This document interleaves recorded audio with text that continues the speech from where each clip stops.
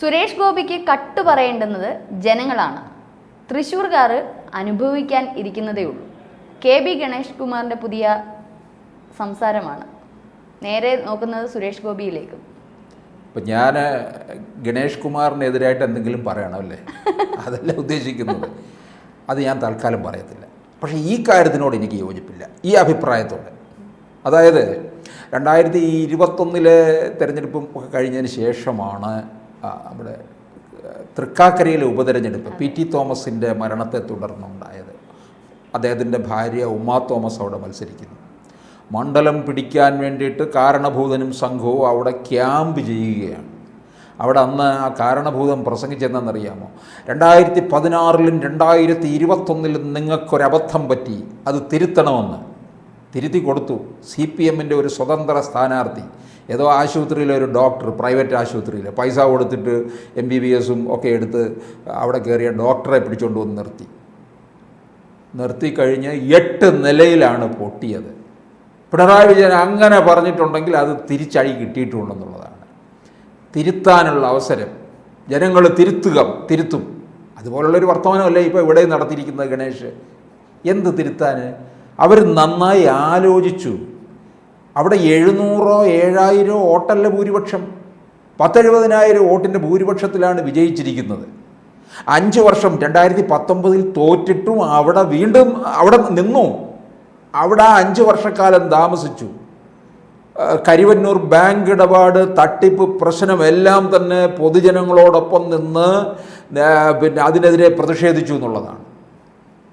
തൃശ്ശൂരിനെ ഞാനിങ്ങ് എടുക്കും എന്നൊക്കെ, തൃശ്ശൂർ എൻ്റെ കൂടിഞ്ഞ് പോന്നു എന്നൊക്കെയല്ലേ പറഞ്ഞത്. ശരിയാണ്. തൃശ്ശൂർ മുമ്പ് CPIയുടെ സ്ഥാനാർത്ഥിയായിരുന്നു മത്സരിച്ചിരുന്നത്. CPIക്കാരുടെ ഒരു തട്ടമായിരുന്നു. ഇത്തവണയും CPIക്കാർക്ക് വലിയ പ്രതീക്ഷയായിരുന്നു. CPIക്കാർ നിൽക്കുന്നിടത്തൊന്നും CPM വലിയ പ്രവർത്തനവും നടത്തത്തില്ല. അവർക്ക് CPI ഗുണം പിടിക്കണമെന്ന് യാതൊരു താല്പര്യവുമില്ല. ഇപ്പോൾ തിരുവനന്തപുരത്ത് പന്നിയൻ മത്സരിച്ചു. പന്നിയനെ വിജയിപ്പിക്കാനല്ല ഇവിടുത്തെ CPMകാർ തയ്യാറെടുക്കുന്നത്. അവർ തൊട്ടപ്പുറത്തെ മണ്ഡലമായ ആറ്റിങ്ങലിലേക്ക് പോയി അവിടെ ജോയിയെ വിജയിപ്പിക്കാനാണ് ശ്രമിച്ചത്. പന്നിയനെ ആരും ഒന്നും തിരിഞ്ഞു നോക്കുന്നില്ല. CPI എപ്പോഴും അവഗണന നേരിട്ടുകൊണ്ടിരിക്കുക CPMൻ്റെ കയ്യിൽ നിന്ന്. അപ്പോൾ ഈ സുരേഷ് ഗോപിയെ പലതരത്തിൽ പരിഹസിക്കുന്നുണ്ട് അല്ലേ ഗണേഷ്? അതിനോടൊക്കെ ഞാൻ ചേരുന്നുണ്ട് കേട്ടോ. സുരേഷ് ഗോപിക്ക് ഇപ്പോഴും ഒരു ഹാങ് ഓവർ മാറിയിട്ടില്ല. ഇപ്പോഴും മറ്റേ ആ പഴയ ഒരു സിനിമയിലെ എന്തോ കമ്മീഷണർ സിനിമ അല്ലേ, അതിനകത്ത് പോടാ പുല്ല് എന്നൊക്കെ പറഞ്ഞുകൊണ്ടല്ലേ വരുന്നത്. അത് ഗണേഷ് കുമാർ പറയുന്നു.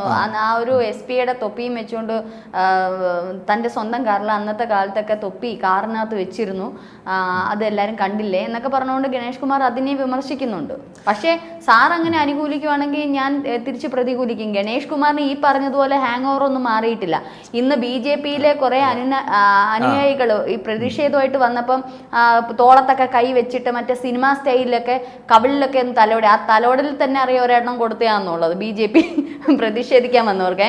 എന്നിട്ട് ആ ഒരു സിനിമാ സ്റ്റൈലിൽ നിങ്ങൾ എനിക്ക് ഇത് തന്നോ, നിങ്ങൾ എനിക്ക് എന്തെങ്കിലും ഇത് തന്നായിരുന്നോ, അതായത് ഈ പ്രതിഷേധവുമായി ബന്ധപ്പെട്ട് നോട്ടീസോ അങ്ങനെ എന്തെങ്കിലും നിങ്ങൾ എനിക്ക് എന്തെങ്കിലും സമർപ്പിച്ചിരുന്നോ എന്നൊക്കെ പറഞ്ഞാൽ അതൊരു സിനിമാ സ്റ്റൈലാണല്ലോ. ഗണേഷ് കുമാറും പലപ്പോഴും സിനിമാ സ്റ്റൈലാണല്ലോ വന്നിട്ടുള്ളത്. ഇവരൊന്നും താഴോട്ട് ഇറങ്ങിയിട്ടില്ലല്ലോ.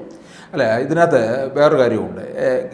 സുരേഷ് ഗോപിയുടെ അത്രയും സിനിമയിൽ അങ്ങോട്ട് നിറഞ്ഞിട്ടില്ലായിരുന്നു ഗണേഷ്. എന്നാലും സിനിമാ ഫീൽഡിലുണ്ടായിരുന്നു. അത്യാവശ്യം സിനിമകളിലൊക്കെ അഭിനയിച്ചു. അതൊക്കെ ഇപ്പോഴും മണിച്ചിത്രത്താഴിലെയൊക്കെ അഭിനയം ഒക്കെ നന്നായിരുന്നു എന്നുള്ളതാണ്. പക്ഷേ അദ്ദേഹത്തിന് സിനിമയുടെ ഹാങ് ഓവറൊന്നും ഉള്ളതായിട്ട് ഞാൻ കാണുന്നില്ല. 5 തവണയായിട്ട് പത്തനാപുരം നിയോജക മണ്ഡലത്തിൽ നിന്ന് വിജയിച്ചു വന്നിരിക്കുകയാണ്. 5 തവണ എന്ന് പറഞ്ഞാൽ 25 വർഷമാകാൻ പോവുകയാണ്. ഇപ്പോൾ 24 കഴിഞ്ഞു. 25 വർഷം ഒരു മണ്ഡലത്തെ പ്രതിനിധീകരിക്കുന്നു. അടുത്ത തവണയും ഇദ്ദേഹം അവിടെ നിന്നാൽ വിജയിക്കും. ഇദ്ദേഹത്തെ തോൽപ്പിക്കാൻ വേണ്ടി ജ്യോതികുമാർ ചാമക്കാല കോൺഗ്രസ്സിലെ അവിടെ പോയി കച്ച കെട്ടിക്കിടന്ന് നിൽക്കുന്നുണ്ട്, എങ്ങും വേശുന്നില്ല. ഗണേഷ് കുമാർ ഈ വെള്ളിയാഴ്ച ആകുമ്പോൾ നേരെ പോകും. മണ്ഡലത്തിലുണ്ട് അദ്ദേഹം 2 ദിവസം, ശനി ഞായറും. നമ്മളെ ഈ വെറുതെ വിളിച്ചാലൊന്നും ഫോണൊന്നും എടുക്കത്തൊന്നുമില്ല. അദ്ദേഹത്തിൻ്റെ PA വഴി കാര്യങ്ങളൊക്കെ വിളിച്ച് സംസാരിക്കണമെന്നേ ഉള്ളൂ. സാർ അതിനും മറ്റൊരു കാരണമുണ്ട്. അദ്ദേഹത്തിൻ്റെ അച്ഛൻ ബാലകൃഷ്ണപിള്ള എന്ന് പറയുമ്പോൾ കൊട്ടാരക്കരക്കാരുടെ ഓരോ കുടുംബത്തിലേക്കും കൊട്ടാരക്കരക്കാരെ ഹൃദയത്തിലേക്ക് ചേർത്ത് വെച്ചതാണ്. അപ്പോൾ അദ്ദേഹവുമായി ബന്ധപ്പെട്ട് അദ്ദേഹത്തിൻ്റെ മകൻ വന്നപ്പോൾ ഒരു ഏറെ പിന്തുണയാണ് നൽകിയത്. അദ്ദേഹം പിന്നെ പത്തനാപുരം മണ്ഡലത്തിൽ മത്സരിക്കുമ്പോഴും ഈ കൊട്ടാരക്കര പത്തനാപുരം ഒന്നും അധികം വിദൂരമൊന്നുമല്ല. അപ്പം ഇദ്ദേഹത്തിൻ്റെ ഈ ഒരു ബാലകൃഷ്ണപിള്ള എന്ന് പറയുന്ന അദ്ദേഹത്തിൻ്റെ ഒരു എന്താ പറയുക, ആ ഒരു ഇൻസ്പിറേഷൻ, അദ്ദേഹത്തിൻ്റെ പല വാക്കുകളും അല്ലെങ്കിൽ അദ്ദേഹം ഭരിച്ചിരുന്ന കാലത്തുണ്ടായിരുന്ന പല കാര്യങ്ങളും കൊട്ടാരക്കര മാത്രമല്ല പത്തനാപുരത്തും വളരെ ശ്രദ്ധേയമായിരുന്നു. പറഞ്ഞതുപോലെ KB ഗണേഷ് കുമാർ വന്നപ്പോഴും അദ്ദേഹത്തിന് ഒരു സ്വീകാര്യത ജനങ്ങളുടെ ഇടയിലുണ്ടായിരുന്നു. ഞങ്ങളുടെയൊക്കെ ഞാൻ കൊട്ടാരക്കരക്കാരി ആയതുകൊണ്ട് ഞാൻ പറയാണ്, നമ്മുടെയൊക്കെ ഓരോരുത്തരുടെയും ഹൃദയങ്ങളിൽ ബാലകൃഷ്ണപിള്ള സാർ ഇപ്പോഴും ഉണ്ട്. അതേപോലെ അതേ സ്വീകാര്യത മകനും കൊടുത്തിരുന്നു. അതും ഒരു പക്ഷേ കുറേയൊക്കെ പ്രയോജനപ്പെട്ടിരുന്നു. ഒരുവിധം സാറ് പറഞ്ഞതുപോലെ ശരിയാണ്, ഗണേഷ് കുമാർ കുറേ കാര്യങ്ങൾ ചെയ്യുന്നുണ്ട്.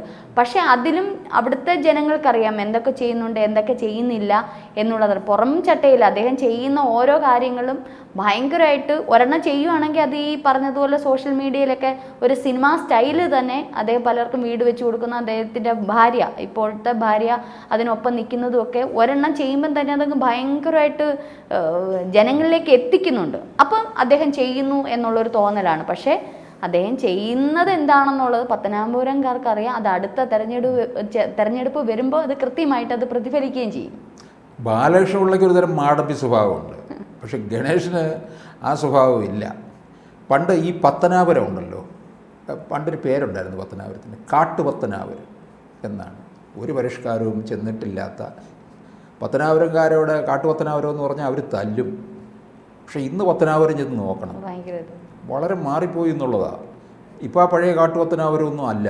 അപ്പോൾ ഈ ഇന്ന് കാണുന്ന പത്തനാപുരത്തെ പത്തനാപുരം ആക്കിയത് ഗണേഷാണ്. പത്തനാപുരവും കൊട്ടാരക്കരയും അടുത്തടുത്ത് നിൽക്കുകയാണ്. കൊട്ടാരക്കരയുടെ ഒരു ഭാഗം പത്തനാപുരം നിയോജക മണ്ഡലത്തിൽ വരുന്നതാണ്. പിന്നെ ഇപ്പോൾ രഞ്ജിനി പറയുന്നത് എന്താ, ആരും അറിയരുതെന്ന്. രാഷ്ട്രീയമാണ്, ചെയ്യുന്ന അറിയണം. വലത് കൈ കൊടുക്കുന്നത് ഇടത് കൈ അറിയരുതെന്ന് പറയുന്നത് ഇതനുസരിച്ച് അത് മറ്റു ചില കാര്യങ്ങളിലാണ്. ഇവിടെ ഇന്ന് സമൂഹ മാധ്യമങ്ങളുടെ കാലമാണ്. അദ്ദേഹം വീട് വെച്ച് കൊടുക്കുന്നു, കുട്ടികൾക്ക് സൈക്കിൾ വാങ്ങിച്ചു കൊടുക്കുന്നു, പുസ്തകം കൊടുക്കുന്നു, ഭക്ഷണം കൊടുക്കുന്നു. ഇതൊക്കെ അദ്ദേഹം ചെയ്ത കാര്യങ്ങളും അദ്ദേഹത്തിൻ്റെ പാർട്ടിക്കും വലിയൊരു മൈലേജ് ഉണ്ടാക്കണം. ഇതെല്ലാവരും ചെയ്യുന്ന കാര്യമാണ്. അവിടെ മറ്റേ ശുചിമുറി പണിതിട്ട് അതിൻ്റെ മുകളിൽ എഴുതി വെക്കത്തില്ലേ കേരളം മുഴുവൻ, അല്ലേ? മുഖ്യമന്ത്രി പിണറായി വിജയൻ്റെ ഫണ്ടിൽ നിന്നെടുത്ത് വിനിയോഗിച്ചത് ശുചിമുറി. ഇതിലൊന്നും എഴുതേണ്ട കാര്യമില്ല, പക്ഷേ എല്ലാവരും എഴുതി വെച്ചിട്ടുണ്ട്.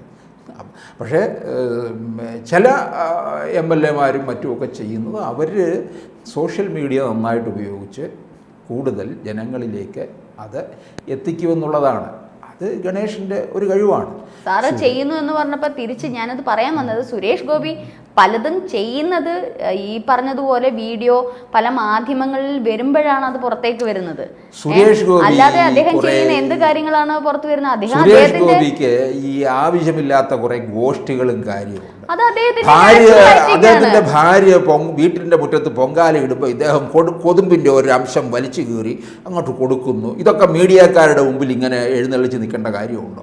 അദ്ദേഹത്തിന്റെ ഭാര്യ അത് കൊതുമ്പും ചൂട്ടും ഒക്കെ എടുത്തു വെച്ച് അത് കത്തിച്ചോളും. സാർ, നമ്മളിപ്പോ സിനിമയിൽ കാണുന്ന ഒരു സുരേഷ് ഗോപിയുണ്ട്, കമ്മീഷണറായിട്ട് വലിയ ഉദ്യോഗസ്ഥനായിട്ടും അല്ലെങ്കിൽ പത്രപ്രവർത്തകനായിട്ടും ഒക്കെ വന്നിട്ടുള്ള ഒരു മാടമ്പി സുരേഷ് ഗോപി എന്ന് തന്നെ നമുക്ക് പറയാം. നമ്മൾ ആ ആഠ്യത്തിൽ നിറഞ്ഞ സുരേഷ് ഗോപിയെ കാണാറുണ്ട്.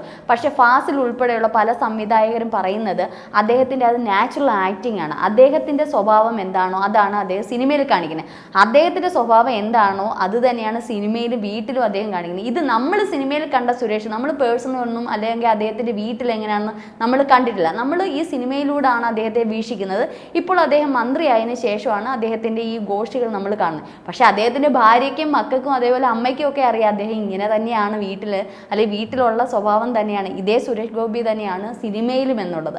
അതാണ് ആ ഒരു വ്യത്യാസമാണ് ജനങ്ങളിലേക്ക് ഇത് ഓവർ ആക്ടിങ് ആണ് എന്നുള്ള രീതിയിൽ വിമർശനങ്ങൾ ഉയർന്നത്. KB ഗണേഷ് കുമാർ അദ്ദേഹത്തിനുമായിട്ട് പേഴ്സണലി അല്ലെങ്കിൽ അദ്ദേഹത്തിൻ്റെ ജീവിതത്തിലേക്ക് ഇറങ്ങിച്ചെല്ലുമ്പോൾ ഒരു പക്ഷേ അല്ലെങ്കിൽ ഈ വ്യക്തികൾ ഈ പുറത്ത് സോഷ്യൽ മീഡിയയിലൊക്കെ ഇദ്ദേഹത്തിന് ആരവം കൂട്ടുന്ന വ്യക്തികൾ അദ്ദേഹത്തിന് വ്യക്തിപരമായിട്ട് അറിയാവുന്ന വ്യക്തികളോട് ചോദിച്ചാൽ ചിലപ്പോൾ മനസ്സിലാവും സുരേഷ് ഗോപി സിനിമയിലുള്ള സുരേഷ് ഗോപി തന്നെയാണ് ഇദ്ദേഹമെന്നും വീട്ടിലുള്ള ആൾ തന്നെയാണ് സിനിമയിൽ അഭിനയിക്കുന്നതെന്നും മോഹൻലാലിനെയും മമ്മൂട്ടിയെ പോലെ ഒരു അഭിനയമല്ല കാഴ്ചവെക്കണം, ഒരു നാച്ചുറൽ ആക്ടിങ് ആണ് എന്നാണ് എനിക്ക് തോന്നുന്നത്. പക്ഷേ അല്പത്തരം കയ്യിലുണ്ട്, എന്താ പറയുന്നതെന്ന് അറിയത്തില്ല. അതുകൊണ്ട് എനിക്കൊരു സംശയമുണ്ട്, ചിലപ്പോൾ 5 വർഷം തേക്കുമോയെന്ന് അറിയത്തില്ല, മന്ത്രിസ്ഥാനം വരെ പോകും എന്നുള്ളതാണ്.